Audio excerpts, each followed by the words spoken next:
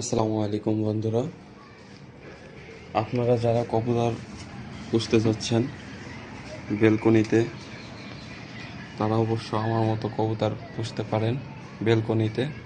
দেখেন আমি কবুতর পুষতেছি বেলকনিতে। যারা চিন্তাধারা করছেন বাসায় থাকেন, যদি আপনাদের শখ থাকে সেক্ষেত্রে কবুতর পুষতে পারেন। যাদের শখ নাই, যারা অবহেলা করবেন, তারা কবুতর পোষার দরকার নেই। যাদের শখ আছে তারাই কবুতর পোষেন, ঠিক আছে?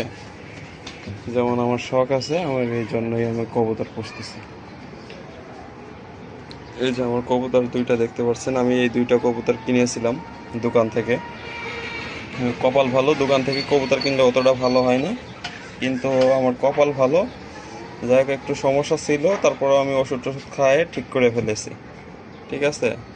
এই দুইটা কবুতর কিনেছি, কিনে এক জোড়া বাচ্চাও পাইছি, ডিম বাচ্চা এক জোড়া দিছে। এই যে ছিল সেই বাচ্চা জোড়া, এখানে রয়েছে, দেখেন কি সুন্দর,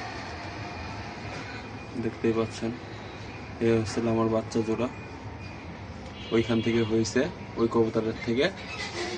আর আবারও এই ডিম বাচ্চা হওয়ার পরে আবারও ডিম পারছে, আর কিছুদিন পরেই, এক সপ্তাহের ভিতরে ডিম বাচ্চা দিয়ে দিবে। ডিম থেকে বাচ্চা বেরোবে। কবুতর দেখছেন, মাশাআল্লাহ কত সুন্দর।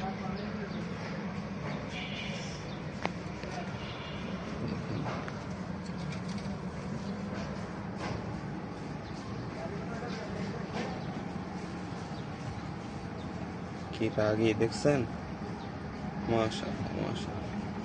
এই যে খাবার দিয়েছি, 80 টাকা খাবার কেজি কিনে খাওয়াচ্ছি। অবশ্য মিক্সড করে দিই, গম ইটি দিয়ে সব কিছু দিয়ে মিক্স করছি। সুন্দর, মায়া লাগে তো, কবুতর জোড়া আলাদা করছি। আজকে আলাদা করলাম, আজকে শুক্রবার, 35 দিন পরে আজকে কবুতর আলাদা করলাম। দেখা যাক থাকতে পারে কিনা।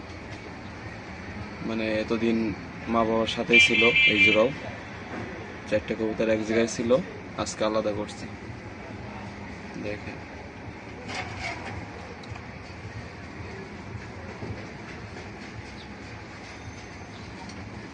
গায়ের রং এখনো পুরোপুরি ভাবে আসে নাই, আসবে, এদের মতোই চলে আসবে গায়ের রং। এদের যেভাবে আছে ঠিক এইভাবেই সেম চলে আসবে গায়ের রং, ঠিক আছে? কারণ এখনো পুরোপুরি ভাবে ওরা সাবল্যক হয়নি, কেবল 1 মাস বয়স, ইনশাল্লাহ চলে আসবে। আপনারা পুষতে পারেন আমার মতো। এই যে বেলকনিতে একটা তাঁবু টানিয়ে দিয়েছি,